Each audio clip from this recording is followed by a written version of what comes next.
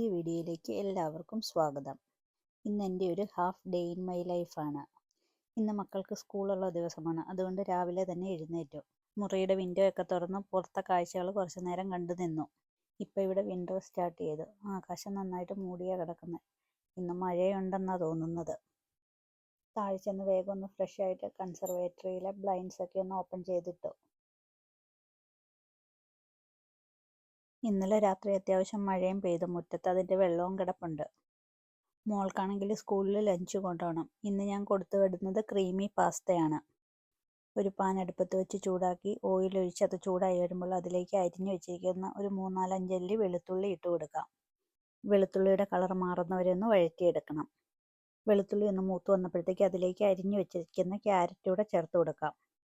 ഇനി ക്യാരറ്റ് കൂടെ ആ എണ്ണയ്ക്കകത്തിട്ടൊന്ന് വഴറ്റി കൊടുക്കാം. ക്യാരറ്റ് നന്നായിട്ട് വഴറ്റി വന്ന ശേഷം അതിലേക്ക് മിക്സഡ് ഹെർബ് ആഡ് ചെയ്ത് കൊടുക്കാം. ഇനി ഇതിലേക്ക് കുറച്ച് കുരുമുളക് പൊടിയും കൂടെ ചേർത്ത് കൊടുക്കാം. നന്നായിട്ടൊന്ന് മിക്സ് ചെയ്ത് കൊടുത്തിട്ട് ഇതിനകത്തേക്ക് നമുക്ക് കുറച്ച് പാലും കൂടെ ചേർത്ത് കൊടുക്കാം. നമുക്ക് ആവശ്യത്തിന് ഉപ്പൂടെ ചേർക്കാം.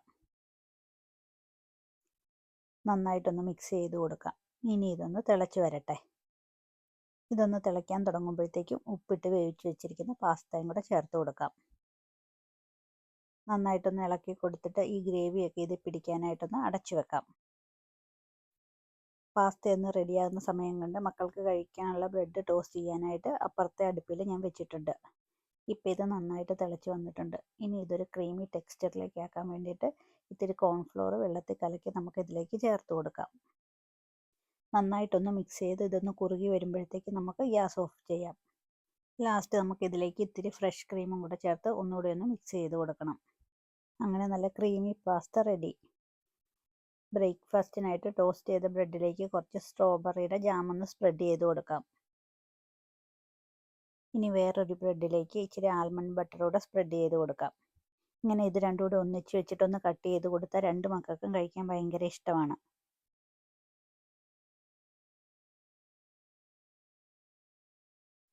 ഇനി മോൾക്ക് കൊണ്ടുപോകാനുള്ള ലഞ്ച് കൂടെ പാക്ക് ചെയ്യാം.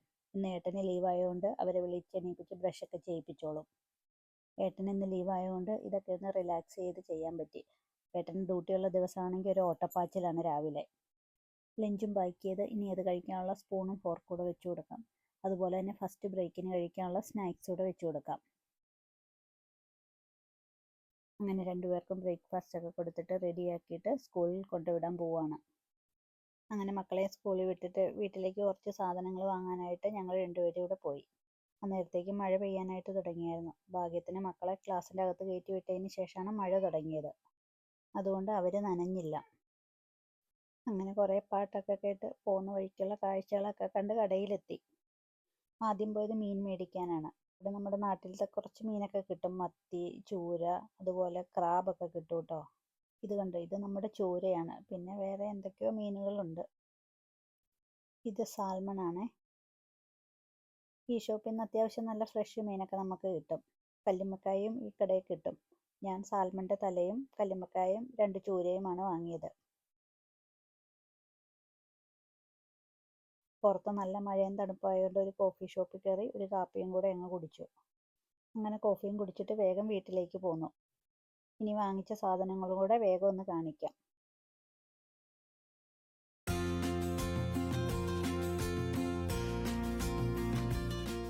അങ്ങനെ കൊണ്ടുവന്ന സാധനങ്ങൾ വേഗം ഒന്ന് എടുത്തു വെച്ചു. ഇനി വിൻ്റർ തുടങ്ങിക്കഴിഞ്ഞാൽ ഇവിടെ തണുപ്പ്, കാറ്റ്, മഴ, വെയിൽ ഇങ്ങനെ ഒരു മിക്സഡ് കാലാവസ്ഥയാണ്. ഇതുണ്ട്, ഒരു സൈഡിൽ നല്ല വെയിലുണ്ട്, ഒരു സൈഡിൽ നല്ല മഴക്കാറ് വെച്ച് വരുന്നുണ്ട്. ഉച്ചത്തേക്കുള്ള ഫുഡൊക്കെ ഇരിക്കുന്നതുകൊണ്ട് കുറച്ച് നേരം ഒരു നോവലൊക്കെ വായിച്ചിരുന്നു. കുറച്ച് നേരം നോവലൊക്കെ വായിച്ച് ഫുഡും കഴിച്ചപ്പോഴത്തേക്കും മക്കളെ കൊണ്ടുവരാൻ പോകാൻ സമയമായി. അപ്പോൾ എൻ്റെ വീഡിയോ ഇഷ്ടമായാൽ ചാനൽ ഒന്ന് സബ്സ്ക്രൈബ് ചെയ്യാനും വീഡിയോ ലൈക്ക് ചെയ്യാനും ഷെയർ ചെയ്യാനും കമൻറ്റ് ചെയ്യാനും മറക്കരുതേ.